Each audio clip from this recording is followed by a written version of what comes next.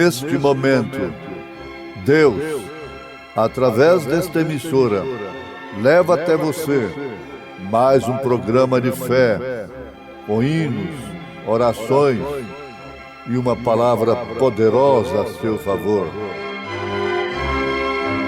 Fé para vencer o mundo.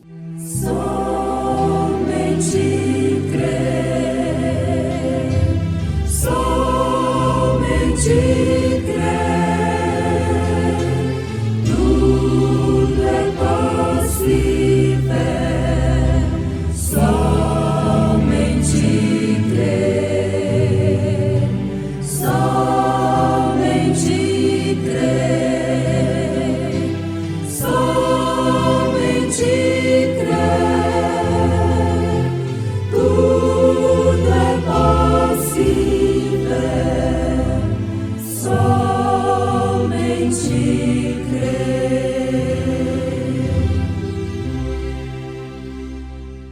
Assim que já não sois estrangeiros nem forasteiros, mas concidadãos dos santos e da família de Deus, edificados sobre o fundamento dos apóstolos e dos profetas, de que Jesus Cristo é a principal pedra de esquina.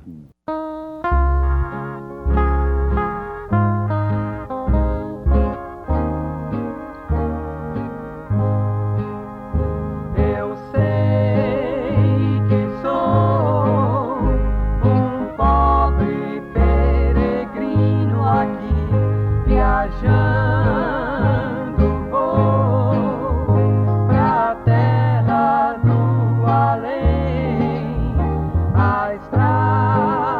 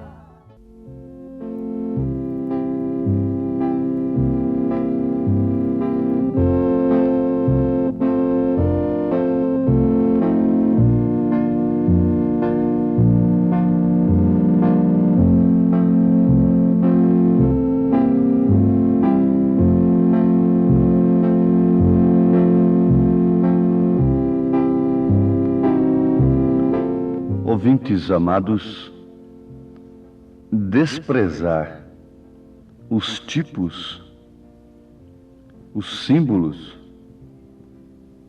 significa desprezar o real, o verdadeiro, aquilo que o símbolo tipifica, simboliza. É bom guardar isto de início, não é? Desprezar os tipos, os símbolos, significa desprezar o real, o verdadeiro, o significado dos símbolos. Desprezar a bandeira brasileira, as suas cores, desrespeitá-la, significa desprezar, desrespeitar toda a nação, todo o povo.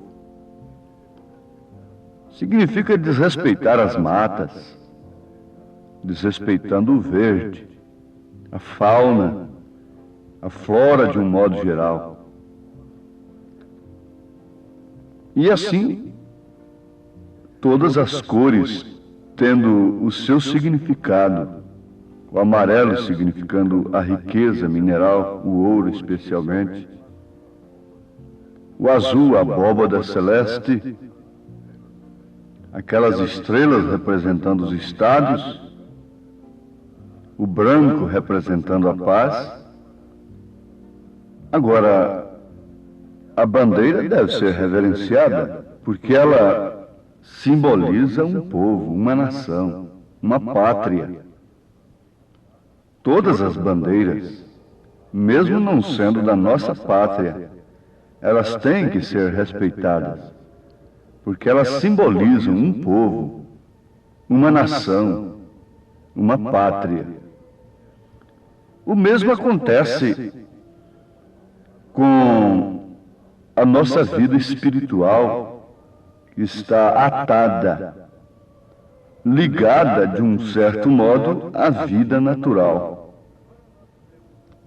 Agora nós temos aí no termômetro a escala acima de 0 e temos a escala abaixo de 0. Sim, abaixo de 0 você já sabe do que se trata. A coisa está bastante fria. Acima de 0, por volta do 0, está frio. Mas na medida que vai subindo a coisa, vai esquentando. Vai subindo, vai esquentando. Então nós temos um ponto natural. E nós precisamos de saber, termos a estas alturas, um termômetro, para ver como vai a nossa vida espiritual. Se estamos abaixo de 0, ou estamos mornos, quer dizer, um pouco acima de 0, ou se estamos quentes.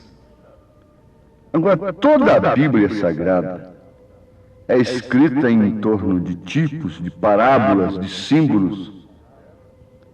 Os profetas, o próprio Senhor Jesus Cristo, o grande sábio São Paulo, que disse que não usou de sua sabedoria em ponto algum para pregar o Evangelho. Ele não se baseou em sublimidade de sabedoria humana. Mas vejam só, todos os homens escritores do livro dos livros.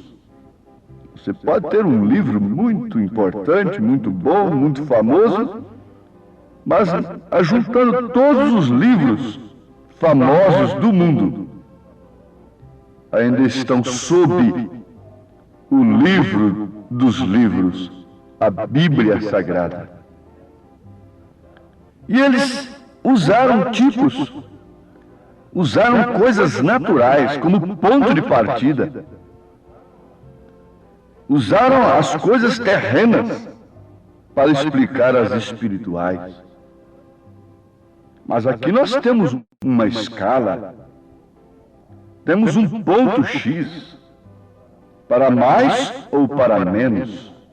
E esta Bíblia, em Apocalipse capítulo 13, está dizendo, usando justamente tipo o Senhor Jesus Cristo, o Deus eterno, diz: eu sei as tuas obras, que nem és frio, nem quente. Oxalá foras frio ou quente. Assim, porque és morno e não és frio nem quente, vomitar-te-ei da minha boca. Você gostaria de saber onde está isso? Em Apocalipse 3, versículo 15, 16. Mas a quem se refere isto? Esta carta está sendo endereçada ao anjo de Laodiceia. Anjo é mensageiro. E o mensageiro ali servia apenas para transmitir o recado. O recado de Deus. O recado do Senhor. Em relação a tal igreja que estava na Ásia, na verdade, com o nome de Laodiceia, que significa mulher, que significa também direito dos povos, possuindo então características perfeitas da era em que estamos vivendo. O Senhor Jesus não ia ocupar o Apocalipse, as 7 cartas, as 7 igrejas, simplesmente visando aquelas igrejas locais ali na Ásia. Éfeso, Esmirna, Tiatira, Pérgamo, Sardes, Filadélfia, Laodiceia. Não. Ele endereçou, na verdade, a elas, porque elas possuíam em si características que seriam evidenciadas, se manifestariam durante os 7 períodos da igreja aqui na Terra, respectivamente falando, cada uma por sua vez. Mas eu quero me fixar nisso. O termômetro de Deus acusou que a era em que estamos vivendo é morna e por isso está vomitada da sua boca. Isso não se refere ao mundo pagão. Isso se refere a alguém que já esteve nele. Que já esteve nele. Vamos usar a linguagem ao pé da letra, que já esteve em seu estômago. Mas ao invés de descer, de ser assimilado para o seu corpo, foi vomitado. Eu estou usando uma linguagem do Senhor, do Rei dos Reis, daquele que poderia usar palavras que nenhum dicionário poderia nos explicar. Mas, no entanto, ele falou o mais simples possível. Porque quanto mais sábio é o homem, mais simples ele fala. Mais simples ele vive. Porque o sábio é aquele que vive para o simples. Este é que é o sábio. O grande é aquele que serve. Diante de Deus a coisa é diferente. Mas aqui está, meu ouvinte, meu irmão amado, o termômetro de Deus está aqui. Nesta hora presente, dando um balancete, dando um inventário, acusando o estado da era em que estamos vivendo. Uma era que se jactancia ser rica em dons, rica em religião. E esta Bíblia está escrita para os crentes. Deus não tem satisfação a dar a incrédulos. Eles já estão por si separados de Deus. E esta Bíblia está escrita para crentes. Todas as suas promessas são para os crentes, bem como todas as suas repreensões são para os crentes. Toda promessa de vida eterna é para aquele que crê, e toda promessa de condenação é para aquele que não crê. Ora, aquele que não crê é aquele que não obedece. Agora vamos lembrar do que citamos na abertura deste programa. Edificados sobre o fundamento dos apóstolos e dos profetas, de que Jesus Cristo é a pedra, é a principal pedra da esquina. Veja a linguagem. A linguagem é sempre tomando uma pedra, é tomando o fundamento de uma casa, de um edifício. Sempre eu estou dizendo, fazendo menção disto, porque é muito importante. Você vê aquela casa linda, muito bonita ali, aquele edifício tão alto, tão bem acabado, que chama atenção nos cartões postais, chama a atenção dos turistas, chama a atenção de todo o povo. Lá há uma coisa escondida, sobre o qual aquela beleza tem se manifestado, aquela utilidade pública tem se manifestado. É o fundamento, é o alicerce, ninguém vê. Mas deve saber que aquilo é o principal de tudo. Se a beleza da igreja tivesse de fato o fundamento dos profetas e dos apóstolos, ela seria justamente a beleza que Cristo viria buscar. Porque isso significa caráter. Não beleza aparente. Os apóstolos começaram em Atos 2:38, batizando em nome do Senhor Jesus Cristo para a remissão dos pecados. Isto prosseguiu em todo o Novo Testamento. Isso é fundamento. Os profetas nunca trataram com três deuses, com três pessoas distintas. Isso é fundamento. Agora, sobre qual fundamento? Sobre qual Pedro a sua igreja está edificada? Sendo que o próprio batismo de Pedro é negado escandalosamente, é torcido, e o próprio Pedro disse, eles torcem as Escrituras para a sua própria perdição. Isso é casa edificada na areia, vindo os ventos, as tempestades da imoralidade, do vício, do crime, das superstições, das feitiçarias, a casa caiu, o sal ficou insípido, está pisado pelos homens, e aí está um montão de Babilônia caída, dependendo dos poderes humanos, pisado pelos poderes humanos. Mas isso está escrito nas Escrituras, que ela com suas filhas, ambas cairiam e seriam pisadas.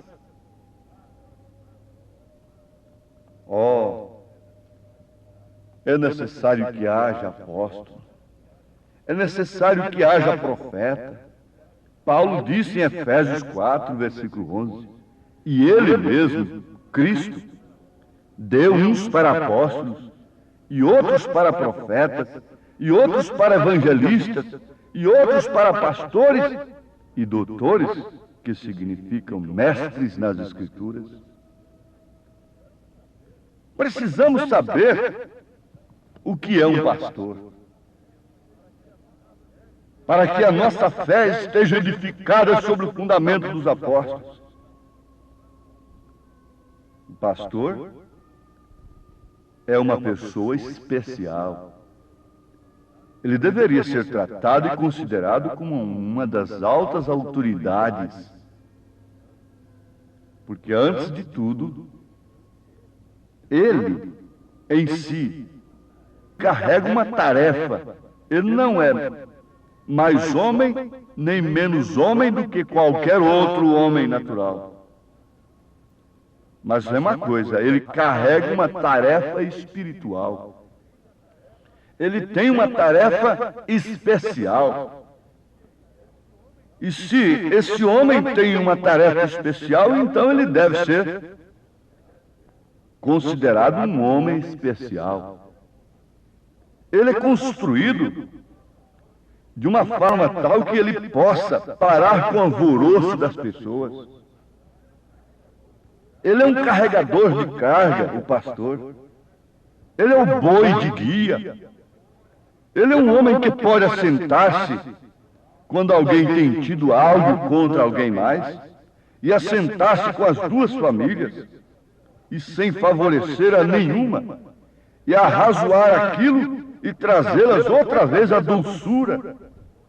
Ele é um pastor, ele sabe como cuidar das coisas. É a quem deve estar entregue a orientação que o lar precisa. É o pastor. Ele deve estar pronto para isso. A igreja está edificada sobre o fundamento dos apóstolos e dos profetas. E ele deu a uns como apóstolos, profetas, pastores, evangelistas e mestres. Então ele senta entre duas famílias em questão, se é que são cristãs. Leiam 1 Coríntios 6, antes de irmos aos juízes do mundo. Deveríamos levar a nossa causa à igreja, e a palavra do pastor ser a coisa final. Eles se assentaram entre as duas famílias, sem nenhuma parcialidade, sem favorecer a nenhuma, arrazoar aquilo e trazer aquelas duas famílias à doçura.